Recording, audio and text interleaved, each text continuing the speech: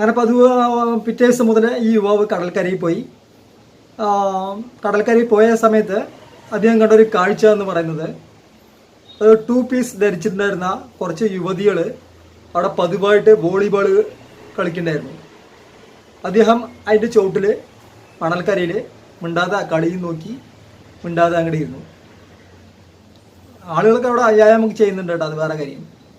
അദ്ദേഹം അങ്ങനെ ഡെയിലി വരും, അവിടെ പെൺകുട്ടികൾ വോളിബോൾ കളിക്കുന്നത് അദ്ദേഹം കണ്ടുകൊണ്ട് ഇരുന്ന് അങ്ങനെ മാസങ്ങളായി. അങ്ങനെ 3 മാസം കഴിഞ്ഞ് ഈ യുവാവ് ഓഷോനെ കാണാൻ വീണ്ടും എത്തി. ചോദിച്ചു. ഓഷോനും സന്തോഷമായി, ആ യുവാവിനും സന്തോഷമായി. എന്താ കാരണം പറഞ്ഞു കഴിഞ്ഞാൽ ആ യുവാവിൻ്റെ തടിയെല്ലാം കുറഞ്ഞ് ഏകദേശം ഒരു 95 കിലോയിൽ നിന്ന് ഒരു 65-60 കിലോ ആയിട്ട് സുമുഖനായിട്ടുണ്ട്. രണ്ടുപേരും ചിരിച്ചു. അദ്ദേഹം ഓഷോയുടെ പ്രഭാഷണം കേട്ടുകൊണ്ടിരുന്നു. അപ്പോൾ ഇതെല്ലാം വീക്ഷിച്ചിട്ടുണ്ടായിരുന്ന ഒരാളുണ്ടായിരുന്നു.